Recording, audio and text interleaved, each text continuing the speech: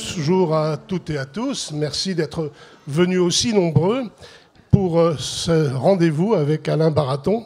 Alors, on ne présente plus, évidemment, le jardinier de Versailles, le jardinier en chef du domaine national du Trianon et du parc de Versailles, ainsi que du responsable du domaine national de Marly-le-Roi. Vraiment, vous faites dans le sublime, là. Hein. Oui, tant qu'à faire. J'en profite. Bonjour à vous toutes et à vous tous. Je suis vraiment impressionné de voir autant de monde.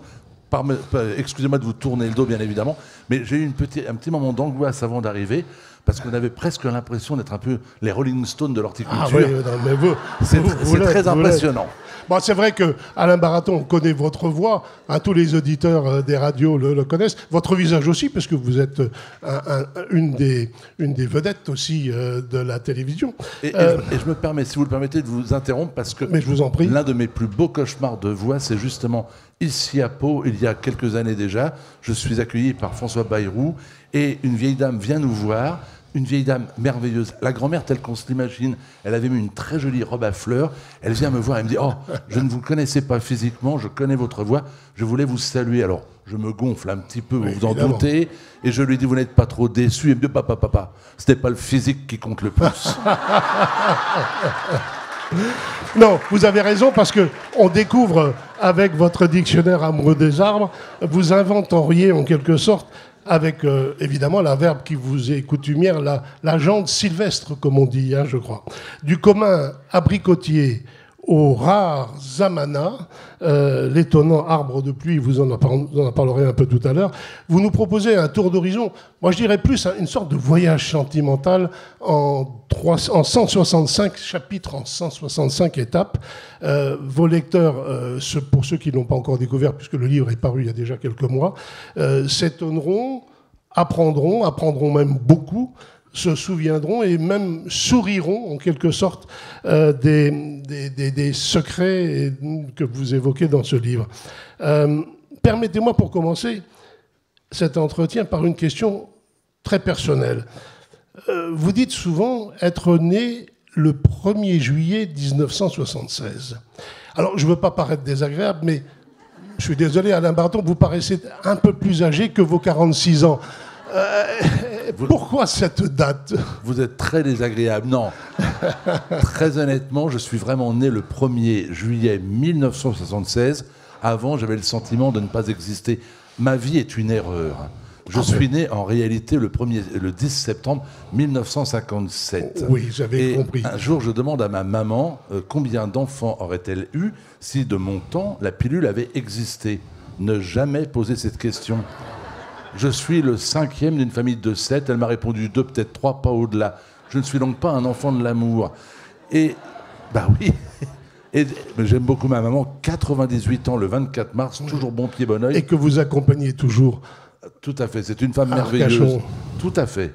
Et il est vrai que je n'ai pas eu le sentiment que je n'existais pas beaucoup. Et le 1er juillet 1976, je découvre le parc de Versailles. Je viens à Versailles pour y trouver un job d'été. Je suis recruté comme comme percepteur de droit d'entrée. Ouais, ne soyons pas. Respectons les titres. Et le 1er septembre 1976, année de la grande sécheresse, on me propose un emploi de jardinier. J'ai une petite formation horticole. Je ne suis pas très intéressé par le travail, très honnêtement, par le travail à Versailles, mais il faut bien vivre, et surtout on me propose un logement qui accompagne le poste. Ah oui. Et quand j'accepte le poste de aide jardinier stagiaire à Versailles, je suis donc logé, et mon papa, un peu royaliste, s'exclame « Les enfants, nous rentrons à la maison ».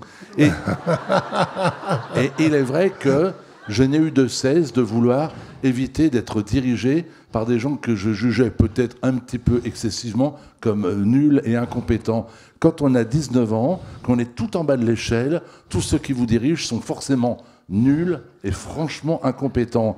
Et je n'ai eu de cesse, du moins jusqu'à l'âge de 24 ans, d'essayer de me placer de manière à ne plus avoir à répondre de ces personnels véritablement désagréables. J'ai toujours au fond, au-dessus de moi, quelques personnes dans le domaine de la hiérarchie. Ça devient très difficile de les déloger, mais que voulez-vous ? Il faut se faire une raison, mais il est vrai que quand je rentrais dans un bureau à l'âge de 20 ou 21 ans, j'avais une manière assez désagréable de regarder mes supérieurs. Et mon drame aujourd'hui, c'est que j'ai une équipe autour de moi, oui. avec des jeunes comment gens. vous regarde-t-il? Et qui me regardent, moi, exactement comme moi-même je regardais. Alors, comment êtes-vous devenu finalement amoureux des arbres? Est-ce que ça a été un coup de foudre ou au contraire une sorte de long cheminement? Et quel est l'arbre avec lequel vous vous êtes senti le plus proche? On peut parler de coup de foudre, on peut parler de relations amoureuses. Quand je carrément. découvre le parc de Versailles en 1976, certes, je trouve que le lieu est grandiose.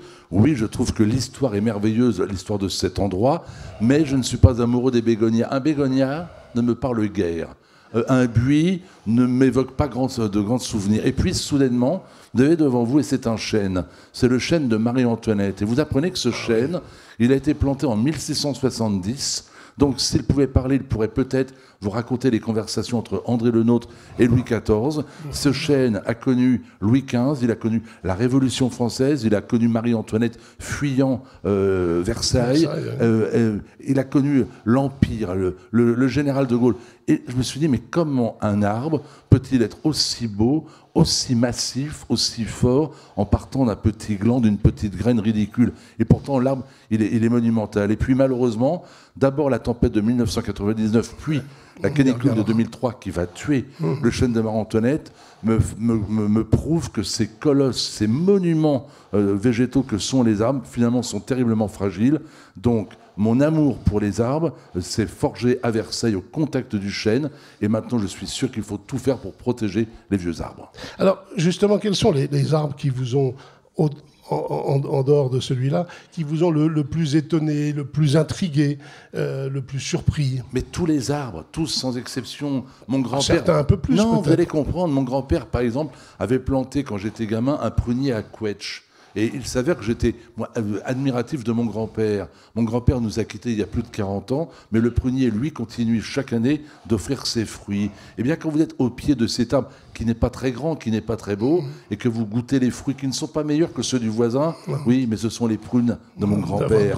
Et il y a une émotion énorme. Et on a tous ici, je crois, un arbre que l'on a vu planté en hommage à un papy ou une mamie parti trop tôt, pour la naissance d'un enfant, que l'on continue de devoir grandir. Donc les arbres, nous avons tous des relations sentimentales avec un arbre. Vous-même avouiez avant l'entretien que vous aviez depuis vos fenêtres la vue sur un très vieux chêne dépérissant, et que bien qu'il soit mal en point, il vous émeuvait de par sa beauté.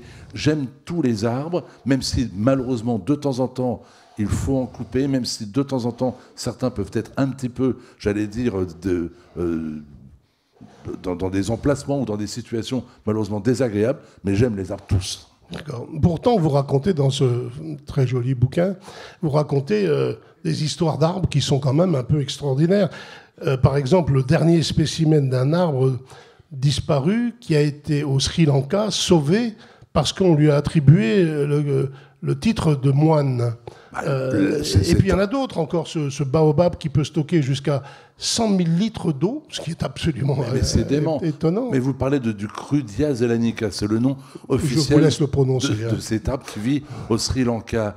Et au 19e siècle, des botanistes avaient découvert cet arbre qui n'était connu que sous la forme fossilisée. On connaissait l'arbre, c'était un arbre préhistorique, on croyait qu'il n'y en avait plus sur Terre, et on en retrouve quelques exemplaires au 19e siècle au Sri Lanka. Les botanistes retournent dans ce pays dans les années 1920 et n'en voient pratiquement plus. Et l'arbre est officiellement déclaré disparu, donc totalement disparu de la surface de la Terre en 2003. Mais il s'avère qu'il y a quelques années à peine, pour creuser le tracé d'une autoroute, on découvre un gros sujet, on découvre le dernier spécimen de Crudia zelanica sur Terre. Immédiatement, les associations de protection de l'environnement interpellent le gouvernement. L'autoroute peut attendre, il faut sauver cet arbre. Le gouvernement ne veut rien savoir. L'autoroute doit passer. Des associations d'écologistes du monde entier se mobilisent pour sauver l'arbre. Rien n'y fait, l'autoroute doit passer. Et les moines, dans ce pays où le bouddhisme est très très respecté, décident à leur tour d'intervenir. Non contents de regarder l'arbre et de l'adorer, ils le font moine. Ils l'entourent avec leur tenue couleur safran et ils décrètent que cet arbre devient moine. Ah oui, dans ce pays, on ne coupe pas un moine. Eh bien, aujourd'hui, que se passe-t-il? Eh bien, l'arbre est toujours vivant, étudié par des botanistes. L'autoroute, elle, a été déviée.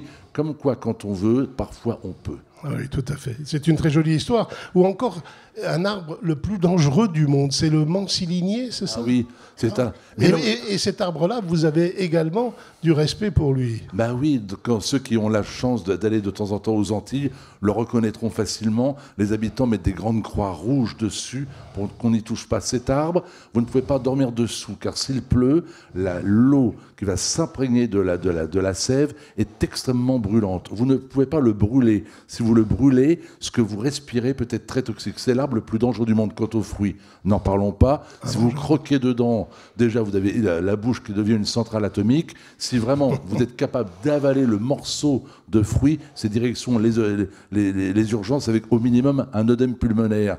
Cet arbre est le plus dangereux du monde. En France, il aurait été coupé. Il n'y en aurait plus nulle part. Eh bien, en Outre-mer, on le respecte, mais pour ne pas s'en approcher, on peint une croix rouge sur le tronc. Et bien sûr, vous défendez la préservation de cet arbre. Oui, parce que qui vous dit que cet arbre, dans une cinquantaine d'années, ne va pas nous offrir, pourquoi pas, un médicament qui nous permettrait peut-être de lutter contre un virus. Je vous le dis parce que l'if est un conifère que nous connaissons tous et qui est toxique en totalité, absolument. sauf le fruit. Attention, la petite graine est très toxique, mais le fruit ne l'est pas. C'est la seule partie qui soit, j'allais dire, non dangereuse.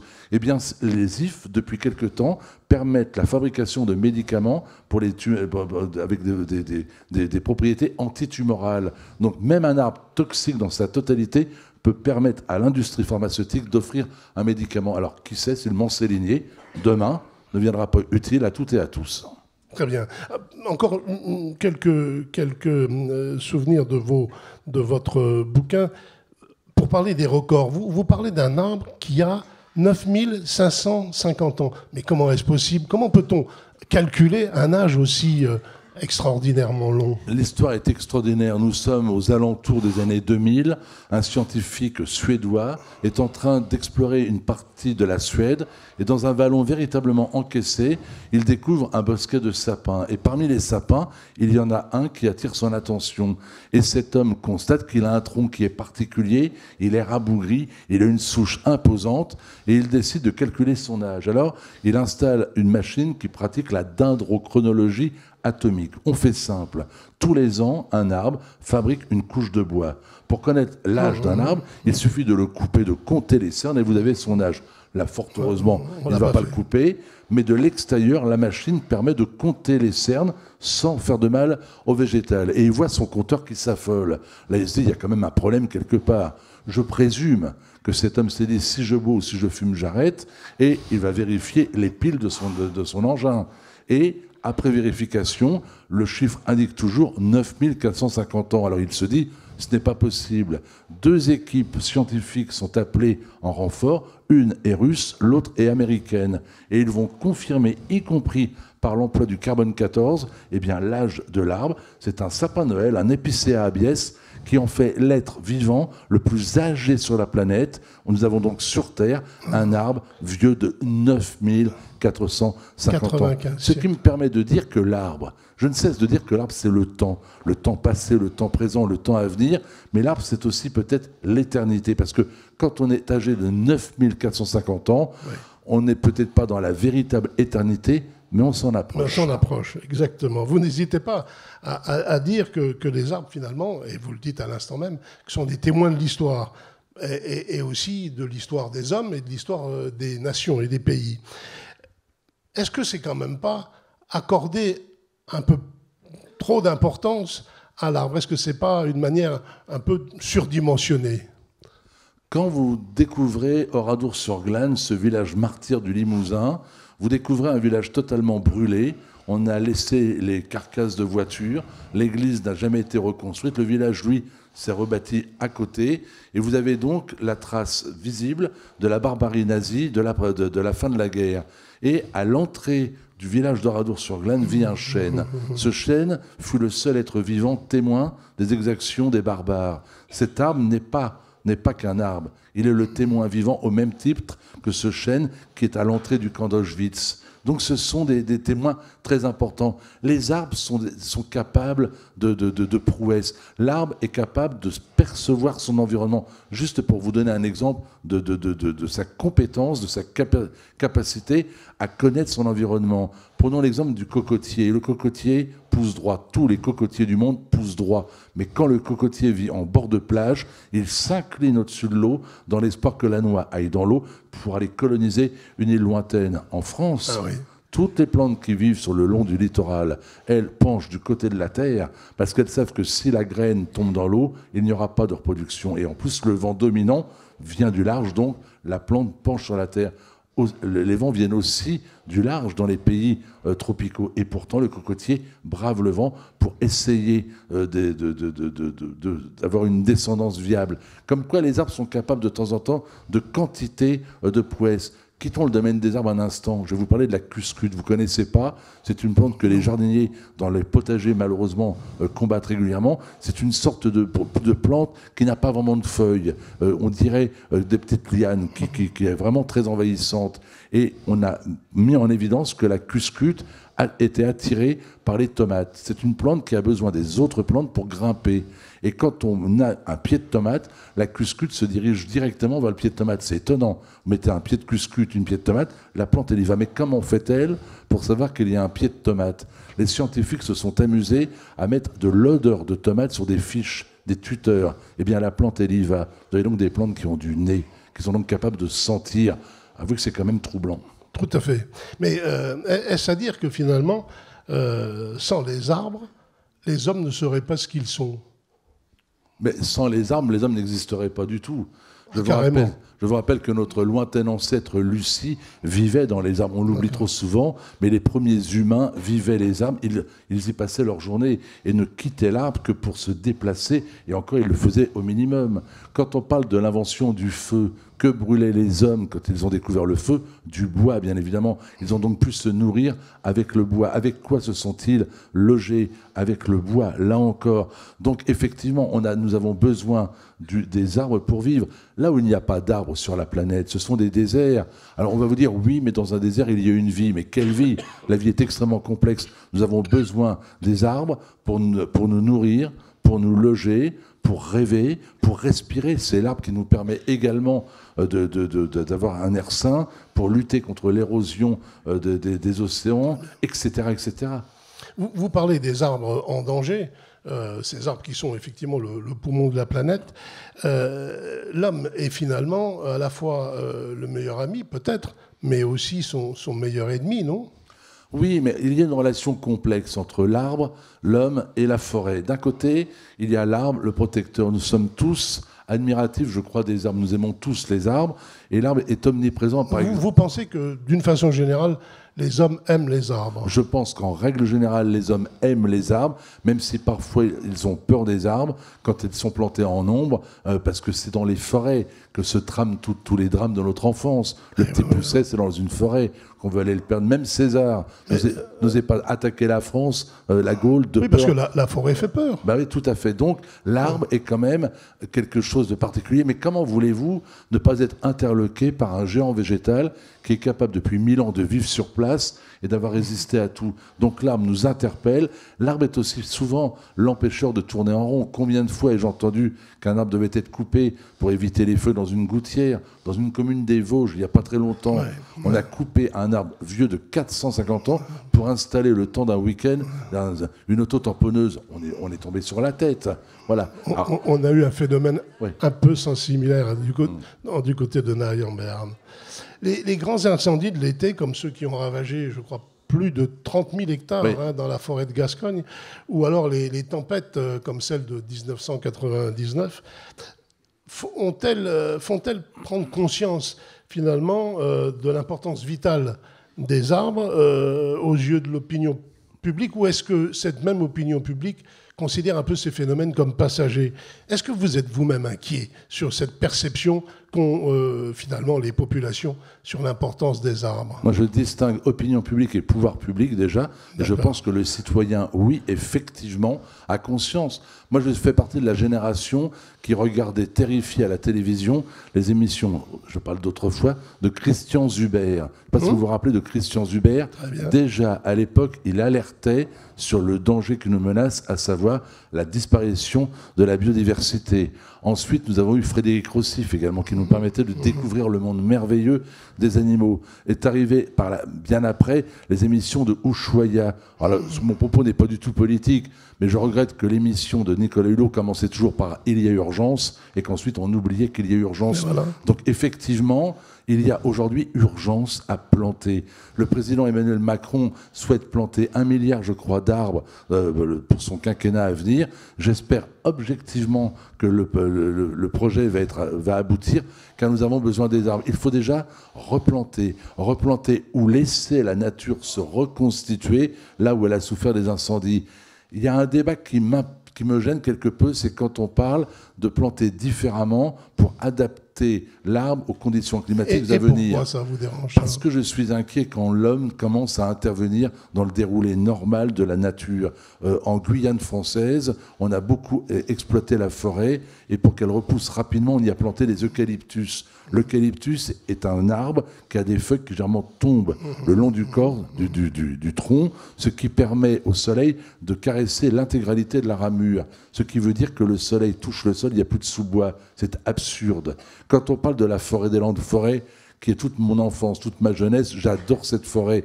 On envisage de planter autre chose que des pins. Mais est-ce que la forêt des Landes serait la forêt des Landes s'il n'y avait pas ces pins, ces chênes verts, ces chênes lièges, cette bruyère et ces fougères? Je n'en suis pas convaincu. Donc je pense que ce qu'il faut pour lutter contre le réchauffement climatique, c'est vraiment, vraiment replanter, mais en quantité énorme. Et puis, j'en profite, je ne sais pas s'il est avec nous, je parle de Philippe Torreton, le grand comédien, avec qui nous parlions hier. Et il a une idée que je trouve extraordinaire, serait de sacraliser tous les ronds-points de France. Il y a en France des milliers de ronds-points sur lesquels on voit des œuvres merveilleuses. À Oléron, c'est une cabane d'ostréiculteurs, vous voyez. Bon. Et si on laissait la nature reconquérir sa liberté sur ces ronds-points, ça permettrait de voir comment la nature, elle évolue. Une branche gênerait, on la couperait bien évidemment, mais ça serait extraordinaire de recréer des espaces de liberté, des oasis de nature dans les villes ou dans les banlieues. Ça permettrait également aux écoliers de venir voir l'évolution de ces endroits qui sont redevenus libres et de vérifier combien les oiseaux, les petits insectes sont sensibles au fait qu'on leur redonne un peu d'espace. Vous dites que les hommes commencent à comprendre les polémiques d'ailleurs qui naissent dans les communes lorsqu'on veut abattre des arbres pour aménager l'espace urbain. Est-ce que vous les soutenez, ces opérations, ou à Pau, par exemple, il y a effectivement actuellement une polémique à propos d'arbres sur une place célèbre de Pau? Est-ce que vous partagez ces réactions des habitants? C'est un sujet très compliqué, parce qu'il faut tenir compte de différents paramètres. Déjà, il y a dans certains cas la dangerosité d'un arbre qu'il ne faut pas exclure. Certains arbres sont vraiment dangereux et on ne peut pas laisser le risque à des enfants de mourir sous un arbre qui s'effondre brutalement. Cela peut arriver malheureusement. Vous avez ensuite les aménagements urbains. De temps en temps, oui, malheureusement, il faut couper un arbre pour permettre peut-être la construction d'un parking. C'est épouvantable, mais si l'on veut débarrasser les rues, voire les espaces naturels de voitures, il faut peut-être trouver un endroit sous terre pour les garer. Et puis de temps en temps, il y a des projets urbains où effectivement l'arbre peut être mis en cause. Alors, il faut être au courant de tous les tenants et aboutissants. Pour prendre une position. Vous avez certaines communes qui ont, je dirais, la tronçonneuse un petit peu facile. Je me rappelle par exemple ce projet incroyable au pied de la Tour Eiffel de couper des platanes qui date de la Tour Eiffel pour y construire ce qu'on appelle une bagagerie. En fait, c'est un centre commercial. Ça, c'est insupportable. Mais de temps en temps, effectivement, il faut accepter l'idée de couper quelques arbres, comme dans la forêt des Landes, qui est un lieu de production pour les arbres. Où je suis intraitable, par contre, c'est pour l'arbre remarquable. Oui. Quand l'arbre est remarquable, il doit être sacralisé et protégé au même titre que les monuments historiques. Alors justement, à la lettre D de votre dictionnaire amoureux, vous consacrez un article à la déclaration des droits de l'arbre. Vous plaidez pour une protection légale des vieux arbres qui sont pour vous des véritables monuments historiques. Le chêne d'Allouville est vieux de 1200 ans. Cet arbre est extraordinaire. Il abrite dans son tronc 2 chapelles dédiées à la Vierge Marie. En 1793, les révolutionnaires décident, parce que c'est un arbre qui est devenu une église, de couper le vieil arbre. Un homme dans le village s'oppose à cette coupe et c'est l'instituteur. Et cet homme de nuit vient placarder sur le tronc un panneau-son sur lequel on peut lire « Temple de la raison ». Bien entendu, on ne touche plus à l'arbre. Grâce à Monsieur Bonheur, c'était le nom de l'instituteur, le chêne d'Allouville est resté debout. Cet arbre est le témoin de 1200 ans de la vie de toute une région. Il a vu Guillaume le Conquérant, il a vu tous les événements marquants de la ville. Oui, il doit être protégé au même titre qu'une cathédrale. Autre exemple, l'arbre le plus vieux de France. Cet arbre est un olivier. Il vit sur la commune de Roquebrune-Cap-Martin. Il est âgé de 2000 ans. Cet arbre, imaginez, 2000 ans. Bon, cet arbre n'est pas vraiment protégé par la loi. Et je ne cesse de rappeler aux politiques, chaque fois que je les rencontre, qu'il faut classer les arbres remarquables au même titre que les églises, que les chapelles.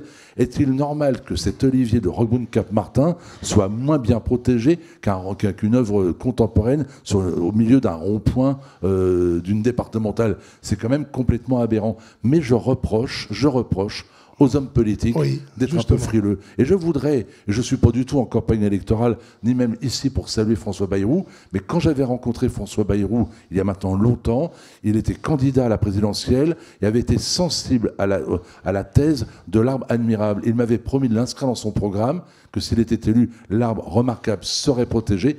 Le programme a vraiment été publié ainsi.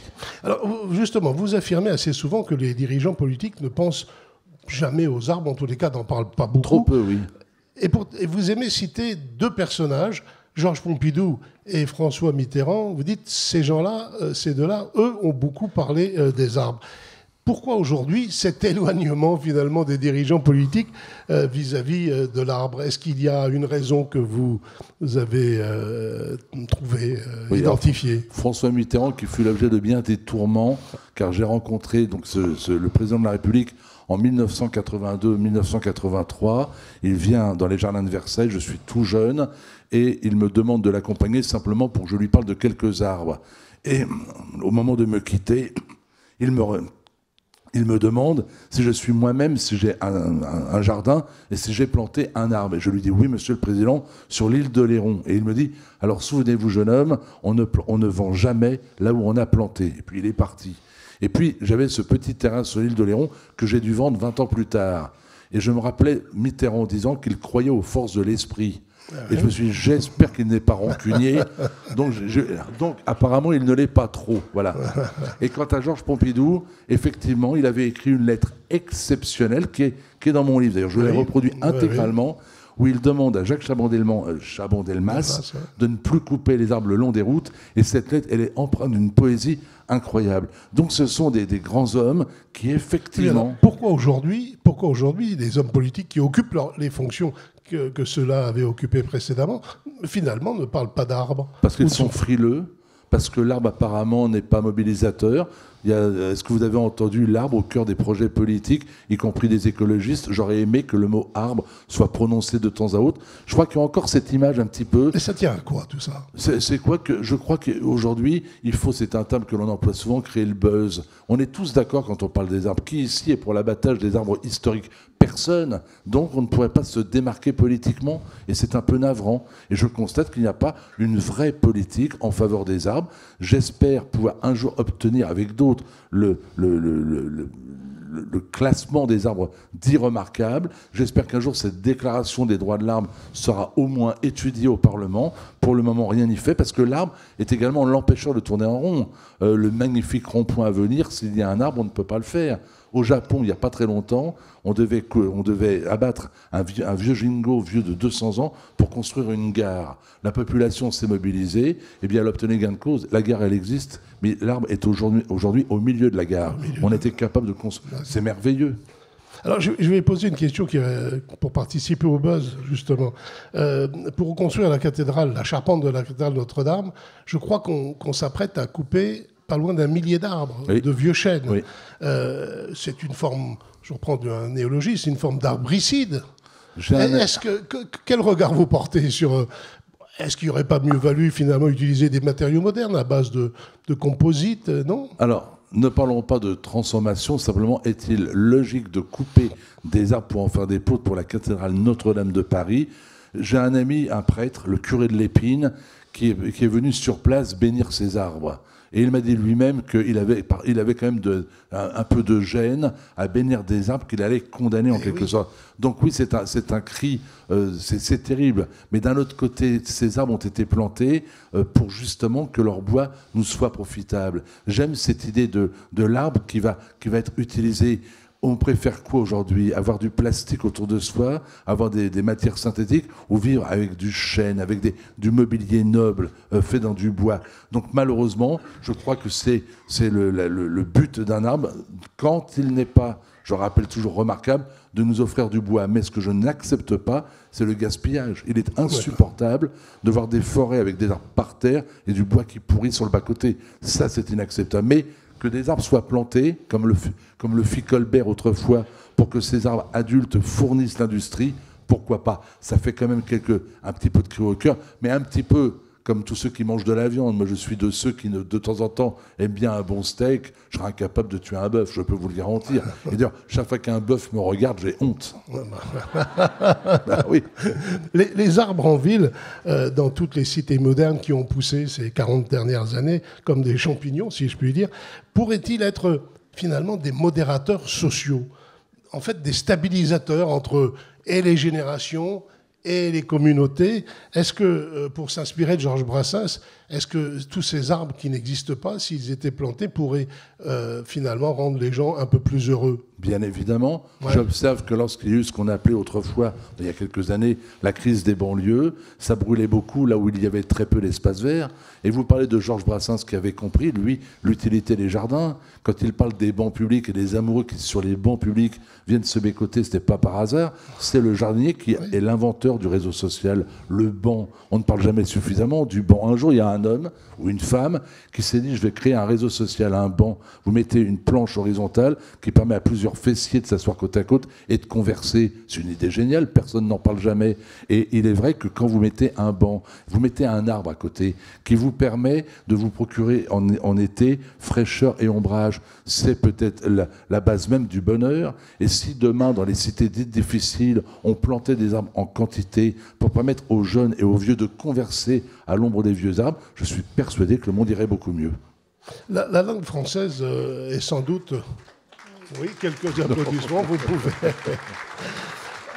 La langue française et sans doute d'autres langues donnent finalement une large place aux arbres avec certaines expressions que j'ai relevées, ces expressions et maximes qui sont encore aujourd'hui finalement très utilisées et faciles à comprendre.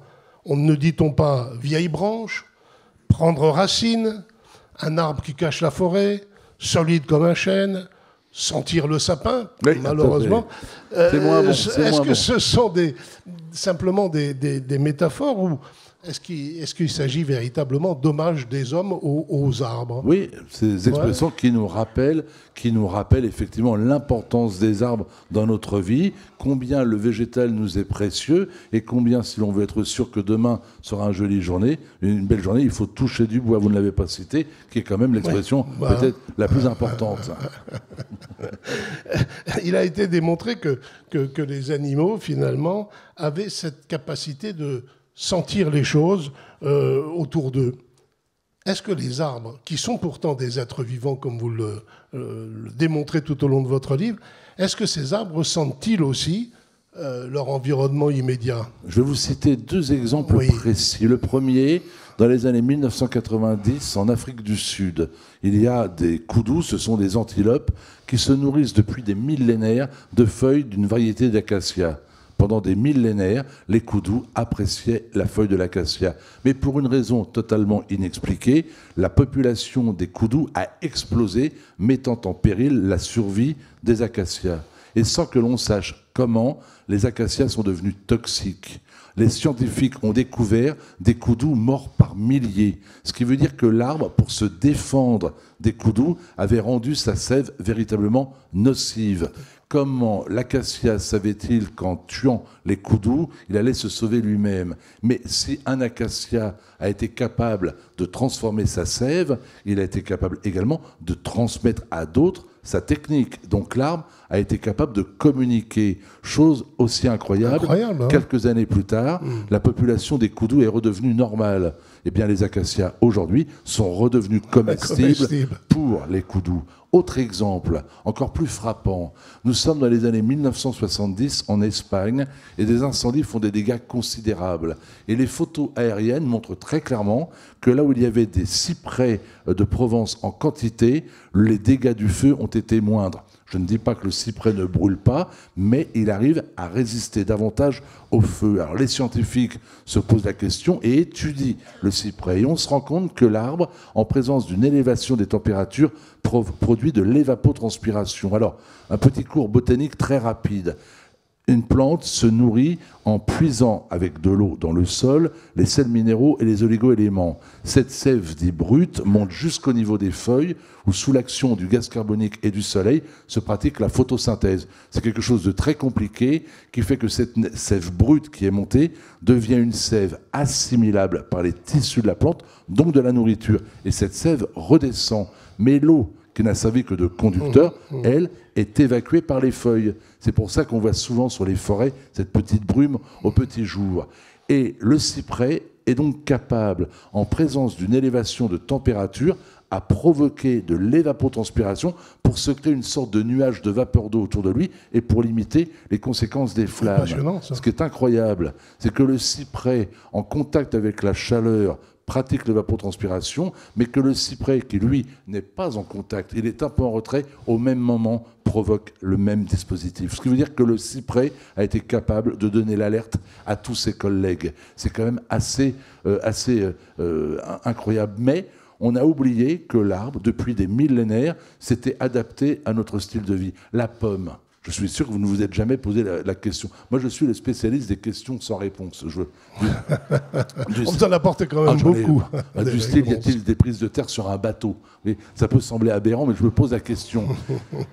Et je me suis posé un jour la question, pourquoi les kamikazes japonais portaient-ils des casques? Oui, enfin bon. Prenons donc l'exemple du pommier. Vous avez un pommier qui produit des pommes. On sait que la fabrication pour un arbre fruitier d'un fruit lui donne beaucoup d'énergie, prend beaucoup sur ses réserves. Eh bien, le pommier agit de la façon suivante. Pour éviter que la graine ne tombe à son pied et ne puisse donner naissance à un nouvel arbre, parce que la petite graine qui tomberait au pied de l'arbre serait malheureusement en situation difficile de par l'ombre et de par l'eau puisée par le pied-mère. Eh bien, le pommier a eu l'idée de créer une enveloppe qui protège les pépins du froid, des chocs et des rayons du soleil. Et c'est très dur, une pomme, au début. Puis lorsque le pépin est prêt à tomber sur le sol, prêt à germer, eh bien, cette pulpe devient juteuse et fruitée. Le fruit tombe et l'homme ou l'animal vient l'attraper pour l'emmener et s'en délecter un peu plus loin. C'est une manière mise en place par le pommier pour justement éloigner son rejeton et pouvoir lui donner réellement vie. La plante a donc été capable de savoir qu'en rendant un fruit comestible et bon, il allait favoriser sa dissémination. Donc les plantes sont capables de miracles. Quand vous avez des plantes qui vivent dans des régions très ventées et rocheuses, les racines passent au-dessus des rochers, pas dessous. Parce qu'elles savent qu'en étant dessus, elles seront davantage ancrées. Les arbres sont capables également de timidité botanique. Ça, c'est un terme de mon ami. Botanique, oui. C'est Francis Allais qui a inventé le terme. Oui, vous prenez une forêt, quelle qu'elle soit, vous coupez un arbre, il y a un trou oui. Ce qui veut dire que les branches ne se mélangent pas. L'arbre, il reste à sa place, il n'envahit jamais son voisin. Hein. Vous n'avez jamais vu une branche pousser un mur, jamais. La branche s'arrête au niveau du mur. Vous prenez le saule pleureur, il produit des branches retombantes, ça s'arrête au niveau de la pelouse. Il y a de l'eau, ça s'arrête au niveau de l'eau. Y aurait-il des yeux au bout des tiges? Pourquoi la plante s'arrête-t-elle? Donc l'arbre, oui, c'est incontestable, est capable de percevoir son environnement. Et avoir en quelque sorte un savoir-vivre alors. Oui, vivre.